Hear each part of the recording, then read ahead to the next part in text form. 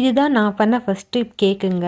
நான் baking start பண்ணுறதுக்கு முன்னாடி நான் எடுத்த ஃபஸ்ட்டு டிசிஷன் வந்து என்னோடய கேக்கில் வந்து எந்த வகையான கலர், ஆர்ட்டிஃபிஷியல் கலர், அதுக்கப்புறமா ஆர்ட்டிஃபிஷியல் எசன்ஸ் இது 2மே சேர்க்கக்கூடாது அப்படின்னு சொல்லிட்டு.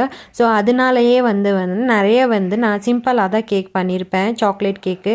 இது வந்து ஃபஸ்ட் அட்டெம்ப்ட்னால கொஞ்சம் இந்த மாதிரி இருக்குது. நெக்ஸ்ட்டு கேக்கெல்லாம் வந்து கொஞ்சம் பார்க்குறதுக்கு நல்லாயிருக்கும். நான் பேக்கிங் கிளாஸ் போயிட்டு ஒரு 1 டே கிளாஸ் போனேங்க. போயிட்டு தான் நான் வந்து பேக்கிங் வந்து ஸ்டார்ட் பண்ணேன். ஸோ என்னோடய கேக்கில் வந்து நிறைய வந்து சாக்லேட் யூஸ் பண்ணுவேன். அதுக்கப்புறமா வந்து இந்த வெனிலா ஒயிட் கலர் இது மட்டும்தான் யூஸ் பண்ணுவேன். மற்ற விதமான எந்த கெமிக்கல்ஸு, ஃப்ளேவர்ஸு எதுவுமே யூஸ் பண்ண மாட்டேன். என்கிட்ட வந்து கேக் ஆர்டர் கொடுக்க வந்தவங்கக்கிட்டேயும் நான் அதே தான் சொல்லுவேன்.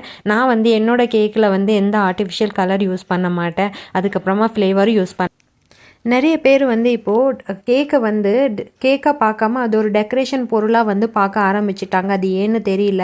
எண்ட் ஆஃப் த டே வந்து கேக் வந்து நம்ம சாப்பிட்றக்கூடிய ஒரு உணவு மட்டும்தான்.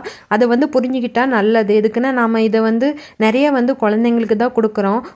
குழந்தைங்களுக்கு வந்து தெரியறதில்ல அது நல்லது கெட்டதுன்னு சொல்லி. அதை நாம தான் பேரண்ட்ஸ் எடுத்து சொல்லணும். ஸோ இந்த வீடியோ பிறகு நீங்கள் வந்து அண்டர்ஸ்டாண்ட் பண்ணிவிட்டு நல்ல விதமான உணவு கொடுப்பீங்க உங்கள் குழந்தைக்குன்னு நினைக்கிறேன்.